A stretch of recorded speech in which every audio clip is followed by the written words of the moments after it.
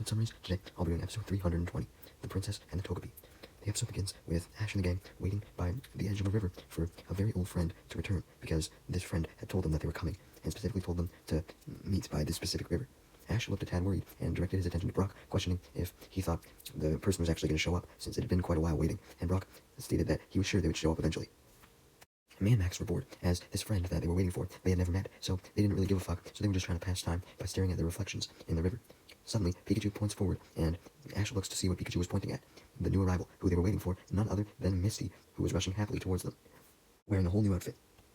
Yeah, that's right, guys, Misty was back, and May and Max, upon seeing her, actually got intrigued, so they stopped looking at their reflections and joined Ash and Brock. And Ash and Brock waved to Misty, as Misty excitedly waved back,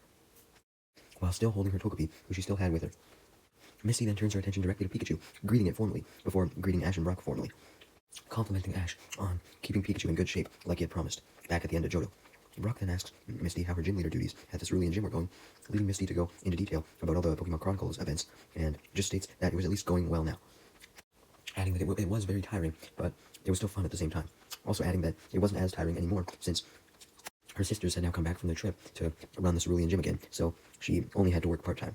So, since she had some free time, she decided to visit home, which her sisters approved of. Misty then takes notice of May and Max, who were hiding behind Ash and Brock, somewhat nervous to meet Misty after hearing so much awesome things about her. May and Max notice that Misty noticed them, and try and introduce themselves, although Misty cuts them off, explaining that she already knew their names, May and Max, since Ash and Brock had told her all about them. This meant that May was no longer nervous, because Misty had already known anything bad about her that Ash and Brock could have said, so she showed no restraint as she ran up to Misty right in the face and commented on how cute of a Pokemon Misty had, and Max agreed and walks up to examine it, wondering what it was. May answered Max's question by scanning it with her Pokédex to reveal that it was obviously a Togepi. Misty then adds something about Togepi that wasn't in the Pokédex, being that it was because of Togepi that she was able to visit Ash and the gang in Hoenn in the first place,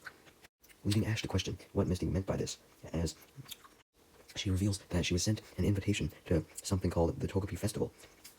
and pulls out the invitation, allowing Ash to take a look at it, and read that the Togepi Festival was supposedly taking place in the hotel just above the river. And also, many trainers had been invited to the Togepi Festival, with each of them having a Togepi, so the hotel was going to be packed with both Togepi and trainers. Ash then gives the invitation that had a Togepi on it back to Misty, and begins to enter the hotel, eager to see all these trainers and potentially battle them. Although Misty very quickly pulls Ash back and holds up the invite, reminding that she was the one with both the invite and the Togepi, so she should go first, though assured Ash and the gang that she would have taken them all in as guests once she got in herself. Misty then begins her walk to the nearby hotel, walking up some steps when two old people leap down, covered in Togepi spotted sheets. One of them wearing a blue patterned Togepi egg, and one of them wearing a red patterned Togepi egg. I mean, they weren't actual eggs, but they had the same pattern. Anyways, the two people, who were two men, claimed that all the other Togepi trainers had already arrived for the convention, and were awaiting her arrival, so stated that she should come in as quickly as possible. Misty was a bit confused, as the invitation didn't say anything about a specific time, so she shouldn't have been expected to know it. But before Misty could ask any more questions, the two men grabbed Misty and started to pull her in to the hotel. Ash and the gang see Misty being pulled in from afar, and they rush over to her to try and save her, but the two men then shut the door of the hotel and lock it so that Ash and the gang couldn't get in. Upon entering the hotel, Misty questioned where the fuck all the other trainers were, as she didn't see them, leading the two men to claim that Misty and her Togepi were in the so-called VIP room. Misty doubted this, and just then, one of the men put out a hand signal, and this led none other than Meowth from Team Rocket to pull a latch on the hotel building wall, causing the hotel building to fall, revealing that the building was actually a blimp. Misty is then pulled up a ramp in the blimp until she is in the back of it. Misty questions what the fuck was going on and who those two people were, as they just laugh and close the hatch at the back of the blimp, therefore locking Misty inside so that no one could go after her. If it wasn't obvious by Meowth being in the blimp, the two men were actually Jesse and James in disguise, and they kept their disguises on as they went up to Meowth, who was now in the cockpit of the blimp, and they told him to start it up. Since Togepi, who they were after this time for some reason, had been captured, Meowth laughed and begins to turn the steering wheel, causing the blimp to shake. And we then cut to Ash and the gang, who had saw the hotel building give away and turn into the blimp instead, surrounded by a huge dust cloud. At first, Ash and the gang ran away in fear of how a building could just suddenly turn into a blimp, but then they noticed the blimp start to float away as Meowth was piloting it, having pulled a rope to make it take off. Brock was obviously confused as he questioned what the fuck was going on, leading Ash to state that he wasn't sure, but something was wrong, and he remembered that Misty was technically in the blimp that was taking off, and he didn't want Misty to be taken away somewhere dangerous or anything, so he wasted no time to grab the rope hanging from the blimp, and the rest of the gang did the same. with Brock grabbing on after Ash, Max grabbing on after Brock, and May grabbing on after Max. Since the blimp was now super high in the air, May looked down towards the faraway Earth and started to narrate her life again, doing her little reporter shtick, making Max annoyed, saying that now wasn't really the time, no matter how cool it was to be up in the air. Meanwhile, inside the blimp, Misty was walking around the back cargo hold where she was locked in, worried as fuck, wondering where she was going. Just then, Ash and the gang managed to successfully climb the rope and made it into the blimp through a small opening that happened to be there. Ash and Brock made it in first, followed by Max, who collapsed from exhaustion from having to climb, although when May came in last, she was still chipper as ever, thinking it was fun to do all that climbing. Soon enough, the blimp continues to fly, as piloted by Meowth, going past the city that Ash and the gang had arrived in, where they met Misty, that had the river, and the blimp then begins to fly over a desert. Inside the blimp, Team Rocket looked out the window, making sure that they didn't run into any unforeseen obstacles, when suddenly they noticed a very large sandstorm up ahead. Team Rocket obviously didn't want to fly through the sandstorm, although James checked the monitor and came to the conclusion that their destination was inside the storm, so they had to go through it, leading Meowth to admit that even though he thought he was now a pretty good blimp pilot, unlike back during the Orange Islands, it could get a bit rough, because the storm was just that bad. Meanwhile, as for Ash and the gang, Brock looked out the hatch that they had just came in through and saw the storm ahead and felt the winds picking up. So he revealed to everyone else that the blimp was heading into a sandstorm and advised everyone to hang on to something. May was excited by the sandstorm, continuing to pretend to film her life, warning her imaginary audience that this could be her last ever report, and narrates to the imaginary audience everything that had happened up until this point. Max was extremely annoyed by this, not just because he was annoyed by May pretending to be a reporter, but also because it was currently not the time for May to be messing around. They had to focus on surviving through the storm, which the blimp was now going through, while Meowth expertly piloted through it with Jessie and James hanging on to some shit in the cockpit, Ash and the gang hanging on to a bar, and Misty cuddling in the corner of the cargo hold where she was, in between some crates, hoping they would shelter her. After a very rough ride, as Meowth had warned, the blimp soon exits the storm and comes upon a large mountain range. Jessie was excited by this, stating that they were almost at their destination.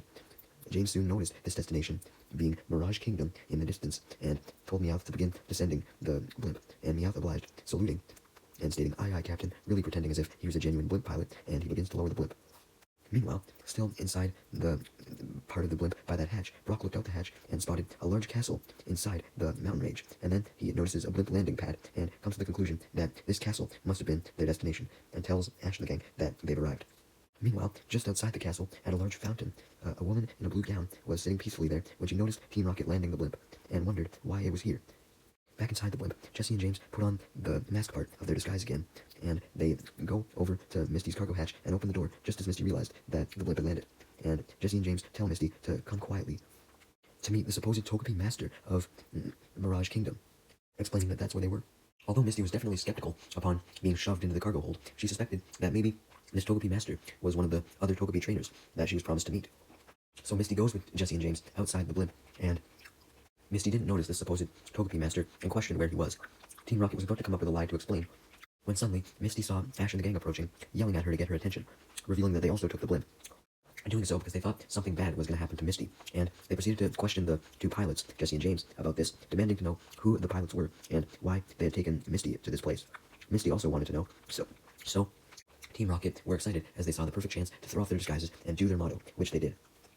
Misty got angry upon seeing Team Rocket, questioning why Team Rocket was still going after Pikachu, and why they had gone through all this effort of bringing them all to this place on a blimp just to get him, believing, of course, that that was Team Rocket's goal, as usual. But Team Rocket corrected Misty, clarifying that they weren't after Pikachu this time. Instead, they were after her Togepi.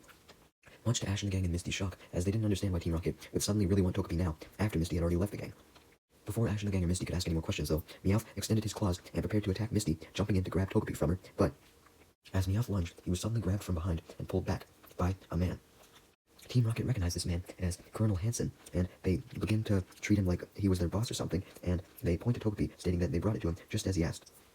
However, Colonel Hansen was not pleased with this, as he threw Meowth into James's head, and complained about how he had only asked for Togepi, not for trainers,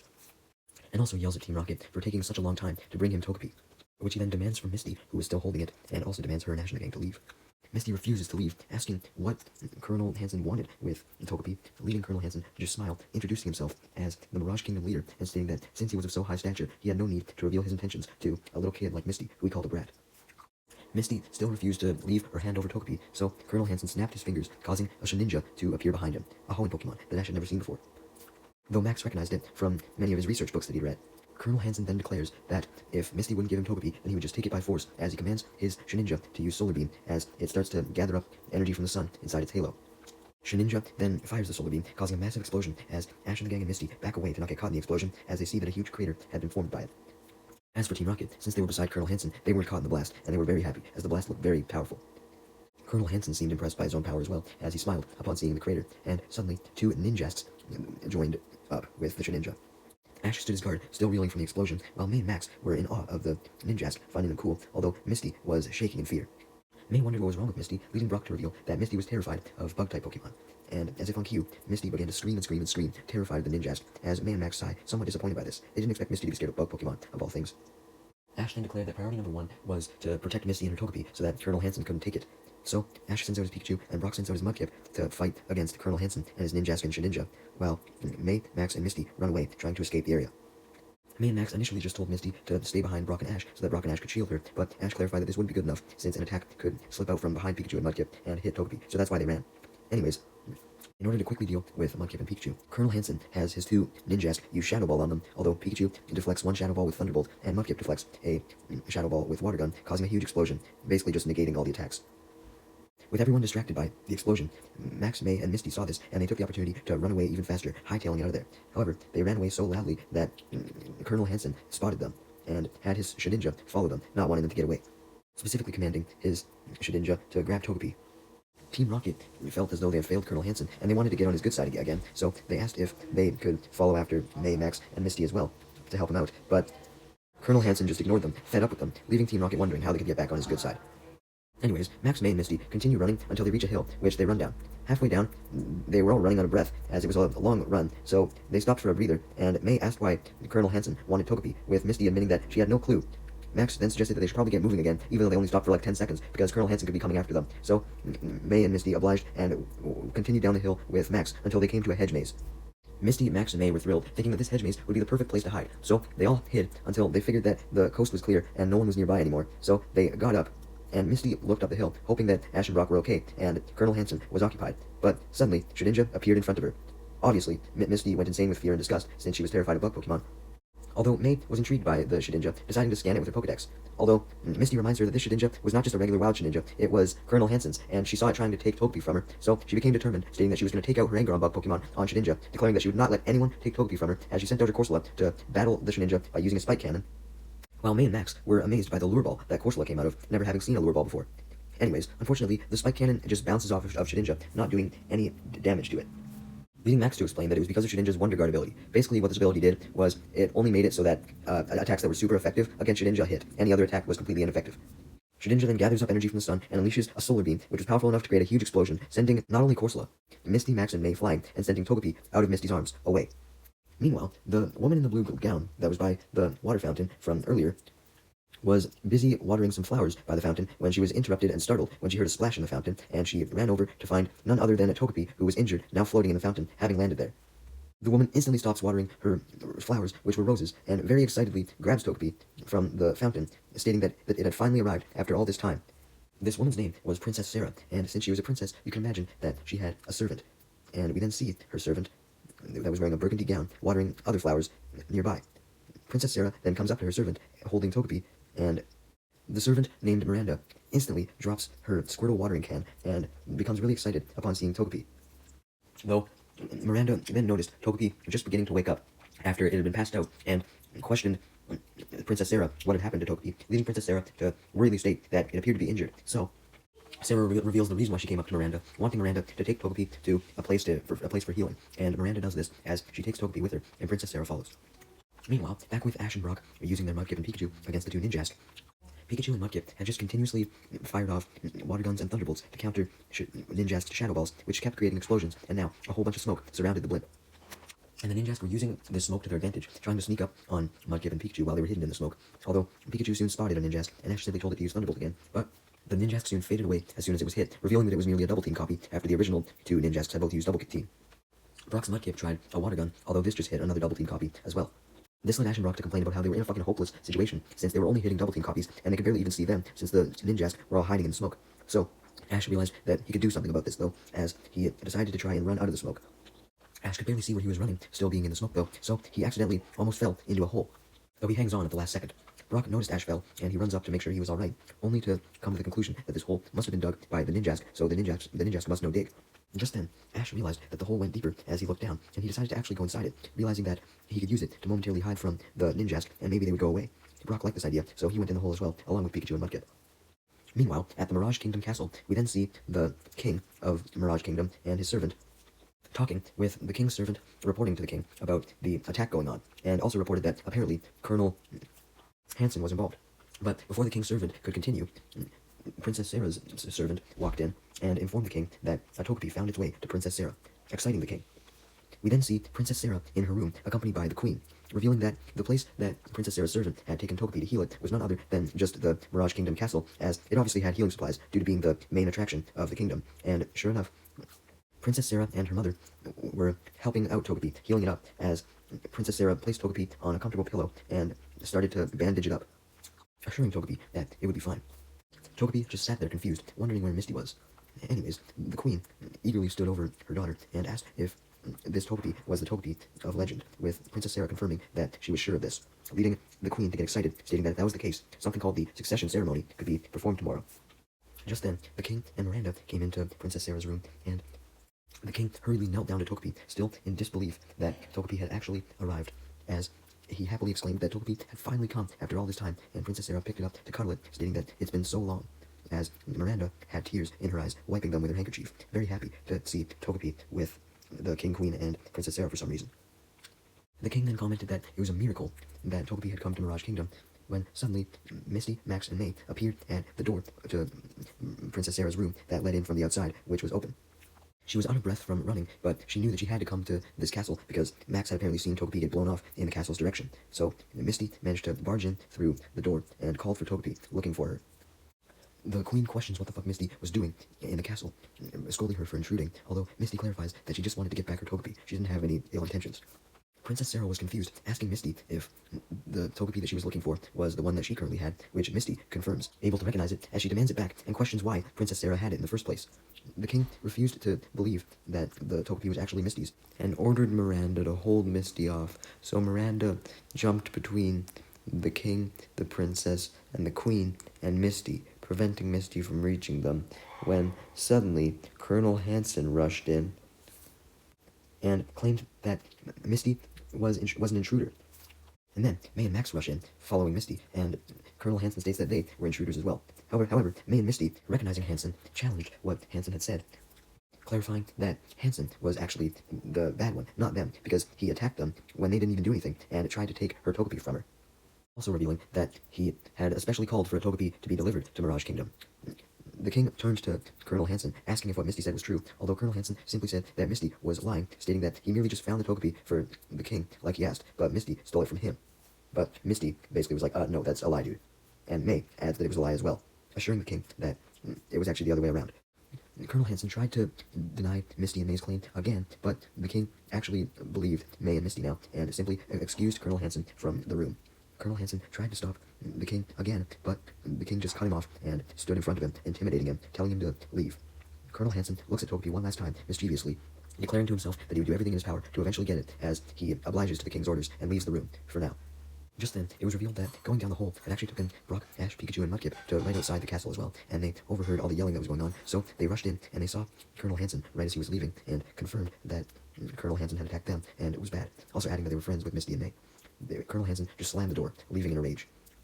With Colonel Hansen gone, the king questions once again if the Togepi was really Misty's, and she says that it is, and Brock, Ash, May, and Max all confirm this as well, so the king finally believes, for real.